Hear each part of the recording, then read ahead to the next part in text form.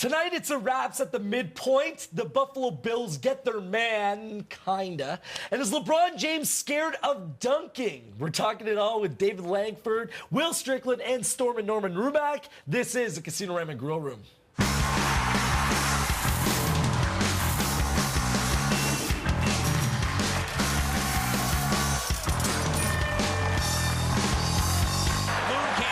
Jack does, has Bosch, right on the floor, CB4 finger roll. Who would have thunk it? Not this guy. The Raps beating the Cavs 101-91 on opening night. 40 games after that, the Raps are still only one game above 500. But this is a time with as much optimism as there was back then after that game. After struggling big time early in the season, particularly at the defensive end, this team has really got things together, going 10-3 over the last month. So here we are, the Raps tonight in Cleveland, playing the Cavs yet again, kicking out the second half of their season. So what kind of Raps team are you expecting, Will?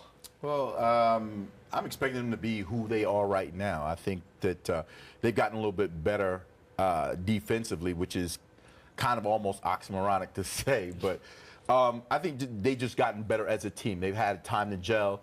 Jose Calderon being out puts Jarrett Jack in the lineup. They get a little bit better defensively, I think tougher because of Jack. DeRozan's played a little bit better.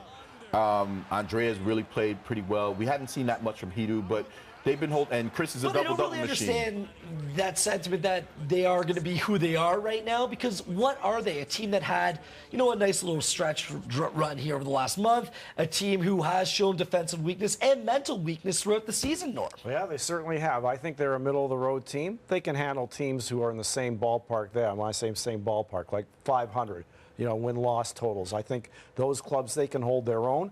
But to me, it's been clearly demonstrated that they quake in their boots when they've got to deal with guys and teams that are street tough. And it's obvious who I'm talking about. We saw them dissected like a carcass by the Denver Nuggets, and the same even with half a Boston Celtics roster. So the Raptors are here, and then there's 3 or 4 teams that are light years ahead of them. Over the past couple weeks, you know, they beat Dallas, you know, and Dallas was creeping back in that game. They beat San Antonio. So they have kind of changed things around. But I don't know if it's a mirage. I don't know if we should buy the hype that's around this team right now. San Antonio didn't have their complement. I mean, Tim Duncan sat out half the game. You know, I mean, that tells you everything about what the coach thinks about playing the Raptors. It's not a marquee game. I don't know. I think it's more about his team than it is about playing the Raptors. And I don't know about the street tough part of it. I don't know if there are any real street tough teams. They aren't going to get, put it this way, they talked about, oh, yeah, we're going to get revenge on Paul Pierce. Oh, boy, did they get revenge. Half the Celtics roster was out, and they just, you know what, go ahead. The guy who didn't have anything to say about it was the guy who got posterized, was Chris Bosh. It happens in the NBA every day. No, but his teammates should have stepped up. His teammates should have stepped up, and that's a...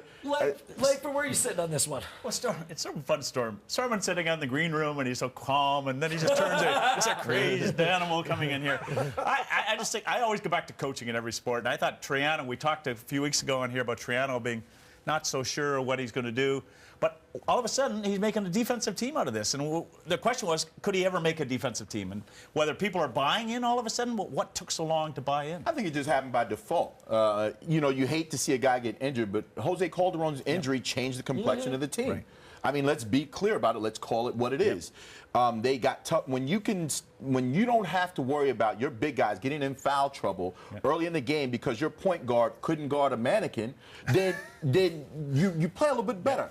Amir Johnson's played a lot better. I think he's settling into his role. I think guys are really settling into their roles. Bellinelli's aggressive coming off the bench. He knows what he's going to do. I think DeMar DeRozan's learning a little bit more about what it is to be an NBA professional in the NBA and not being a rookie right now. I like that idea of a rule definition here, because then can we all put to bed the argument that Jose Calderon is still the starting point guard for the Toronto Raptors once and for all? Because clearly, even when TJ Ford was here, he succeeded much more in that backup second point guard role than he is now. Well, TJ Ford was before. And he was. Obviously, it's not the same player now, but he was a better on-ball defender, which is why playing against second units, right? That's the issue here. No, but I'm saying, I mean, there was no illusion as to why Sam Mitchell had TJ Ford on almost without question the last 5 minutes of every game, because he could defend, whereas Jose Calderon, forget it, he couldn't. There was no mistaking as to why that happened. It's sort of like the Leaf goaltending, you know. That's the controversy as a point guard. Who's going to play point guard? Right.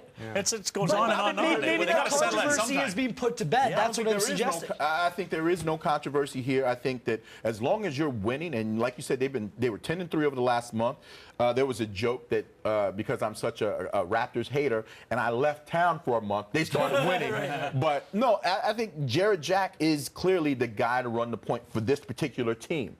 As far as the starting point guard, I think Jose plays a great role in that second unit. And I think as long as he's happy that they're winning and the team is happy that they're winning, they go with what gets them. But are they a 10-3 type club or are they a 500 club? That's the question. I think they're a 500 club, but I think because of actually starting to define the roles, they put themselves in a position to be a fairly high seed for the Raptors and coming in the playoffs. And it's all about getting that number 5 seed if possible, making sure that you finish ahead in the standings of Miami and Charlotte. That's where you get a possible first-round matchup against Atlanta, who's more susceptible than Cleveland, Orlando, or Boston. We got to take a break, guys. After the break, Chan Gailey, named new Buffalo Bills head coach, had Bills fans feeling like this. Ooh.